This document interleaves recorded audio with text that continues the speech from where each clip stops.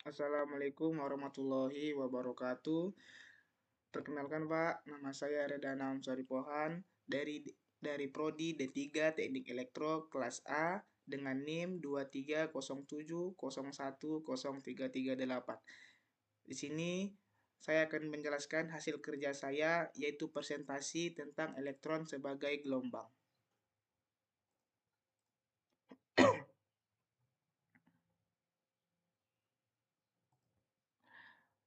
Di sini keempat di sini saya akan menjelaskan nantinya. Yang pertama itu pengertian, menjelaskan pengertian gelombang pada elektron.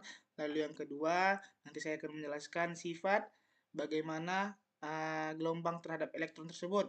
Lalu yang ketiga, saya akan menjelaskan tentang mikroskop elektron. Lalu dan yang terakhir, di sini saya akan menjelaskan tentang penerapan elektron pada kehidupan.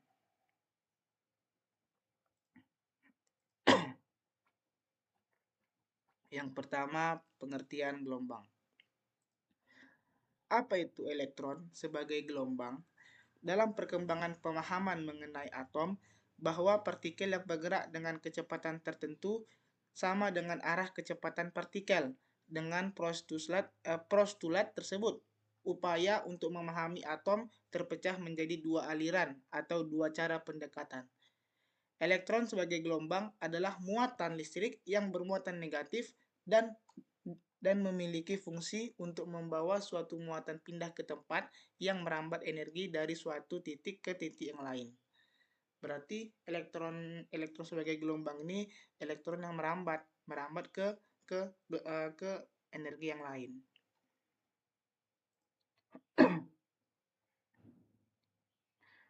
Lalu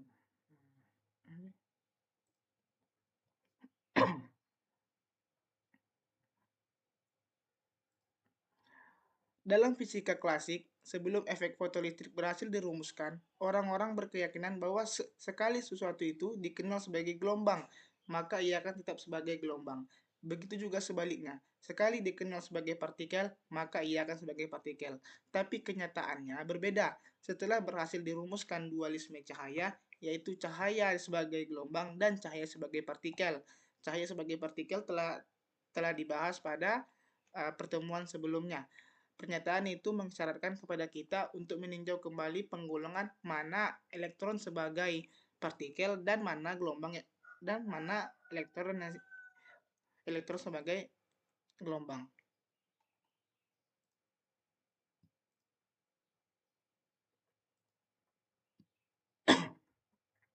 Di sini gejala gelombang secara umum dapat kita didefinisikan sebagai rambatan periodik melalui suatu zat perantara. P ini, gelombang P merambat pada gelombang P2.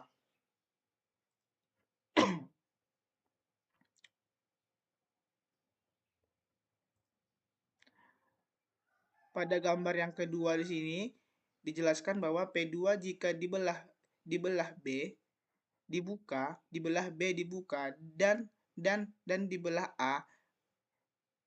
A tertutup. Sekarang jika kedua celah terbuka, pola gabungnya P1 mendapatkan persamaan yaitu P1 sama dengan P1 tambah 2. Gelombang 1 ditambah gelombang P2.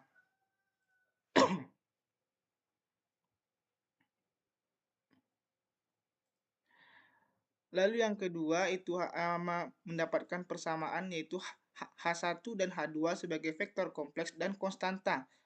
Proporsionalitas adalah kesatuan. Fungsi probabilitas ini serupa dengan yang diperoleh dengan satu celah dan peluru. Sejauh ini gelombang dan peluru menunjukkan kemiripan yang luar biasa dan mendapatkan persamaan yaitu P1 sama dengan H1 kuadrat dan dapatkan juga persamaan pada gelombang keduanya yaitu P2 sama dengan H2 kuadrat.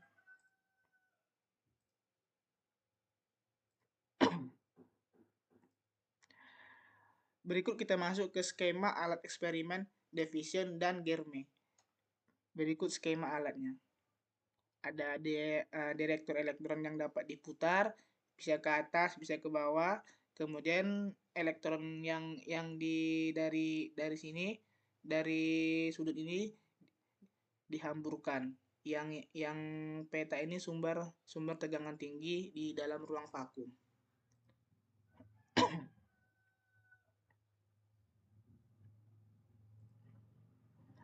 Davidson dan Germer melakukan percobaan yang analog pada gambar yang sebelum tadi dengan pola interferensi dalam hamburan sinar X.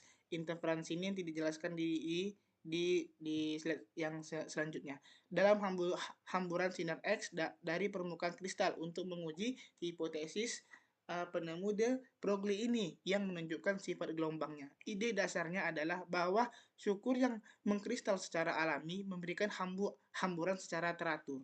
Gelombang yang menyebar dari suatu permukaan dapat berupa interferensi kontrusif dan deduktif. Gelombang yang menyebar dari permukaan kristal dapat menembus kristal lebih dalam.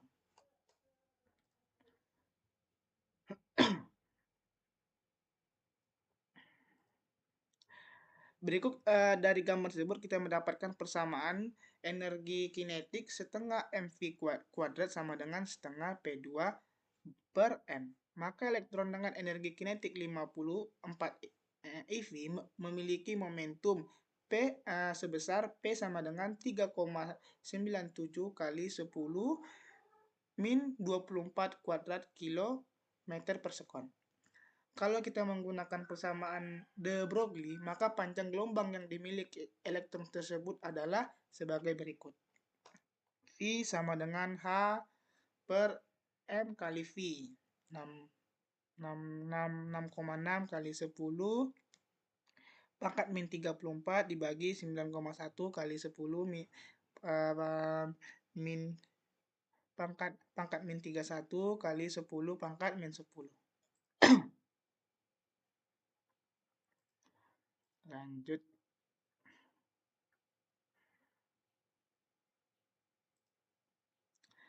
Menggunakan peralatan yang tadi, Davidson dan Grammer menyelidiki hamburan elektron oleh kristal, sudut jatuh pada target, dan posisi detektor dapat diubah dengan mengamati energi elektron pada berkas primer.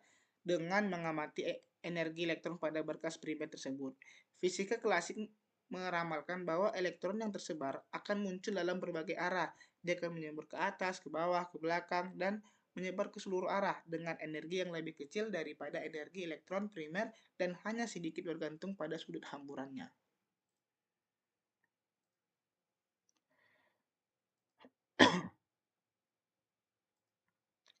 Lalu yang kedua kita masuk ke sifat gelombang.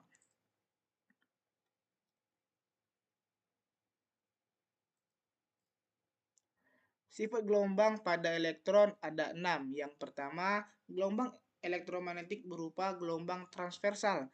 Lalu yang kedua, perubahan medan listrik E dan medan magnet B terjadi pada saat yang bersamaan. Lalu yang ketiga, arah medan listrik E dan medan magnet B saling tegak lurus. Yang dimaksud ini adalah gelombangnya itu searah, tegak lurus. Lalu yang keempat, arah perambatan gelombang elektromagnetik selalu tegak lurus. Keempat, gelombang elektromagnetik dapat merambat dalam ruang hampa yang tadi dijelaskan pada slide yang sebelumnya. Lalu yang keenam, gelombang mengalami proses pemantulan, pembiasan, polarisasi, interferensi, dan difraksi lenturan. Lalu yang ketiga kita masuk ke mikroskop elektron.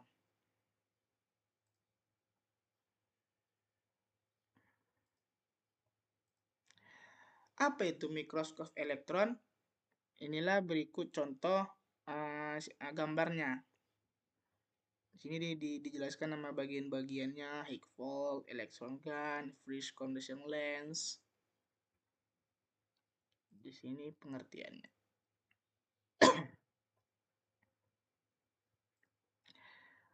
Mikroskop elektron adalah sebuah mikroskop yang mampu untuk melakukan pembesaran objek sampai 2 juta kali yang menggunakan elektrostatik dan elektromagnetik untuk mengontrol pencahayaan dan tampilan gambar serta memiliki kemampuan pembesaran objek serta resolusi yang lebih bagus daripada mikroskop cahaya. Mikroskop. Mikroskop elektron Ia mempunyai daya pisah yang begitu besar sehingga molekul besar dapat dilihat dengan mikroskop tersebut dengan menggunakan teknik terkini. Bahkan atom individual pun dapat terlihat oleh mikroskop elektron ini. Tujuan tujuan untuk menekankan proses mental untuk mengarah dari penemuan ilmiah ke penerapan yang lebih praktis lagi, yang lebih mudah lagi. Namun selain itu ada satu aspek lagi yang menarik dari mikroskop elektron ini. Contohnya sebagai yang dikenal dengan dualitas elektron. Untuk menjelaskan cara kerja mikroskop elektron di, diperlukan aspek gelombang dan partikel. Gelombang untuk yang elektron gelombang dijelaskan pada ini yang saya jelaskan ini, dan pada elektron sebagai partikel itu telah dijelaskan pada pertemuan sebelumnya.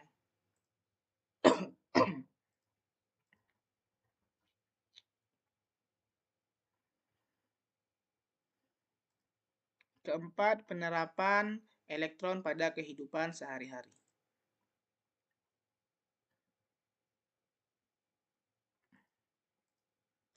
Penerapan elektron yang pertama yaitu partikel aliran listrik. Peranan elektron yang paling vital dalam kehidupan sehari-hari yakni sebagai partikel aliran listrik. Aliran listrik yang kita nikmati setiap hari merupakan aliran elektron dalam sebuah kabel penghantar. Aliran listrik terjadi karena perpindahan elektron dari tempat yang potensial rendah ke tempat potensial yang tinggi. Lalu yang kedua itu ada tabung televisi. Ternyata gambar yang kita nikmati di layar televisi merupakan hasil dari tembakan elektron. Dalam tabung televisi terdapat aliran elektron berkecepatan tinggi yang diarahkan menuju layar. Ketika elektron menyentuh material pada layar, maka elektron akan menimbulkan cahaya. Itulah makanya pada TV beragam-ragam cahaya, beragam-ragam warna yang dari elektron tersebut.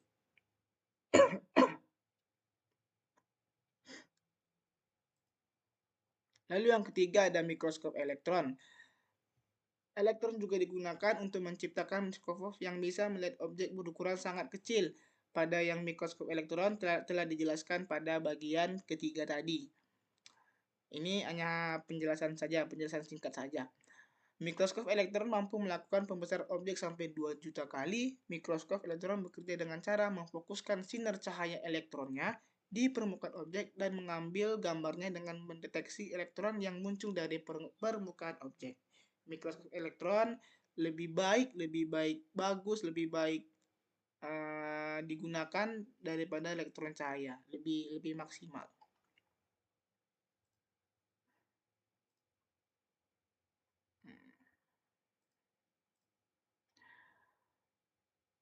Sekian dari presentasi yang saya sampaikan. Mohon maaf apabila ada kesalahan penulisan kata maupun penyampaian saya. Wabillahi taufik walhidayah. Wassalamualaikum warahmatullahi wabarakatuh. Terima kasih ya, Pak.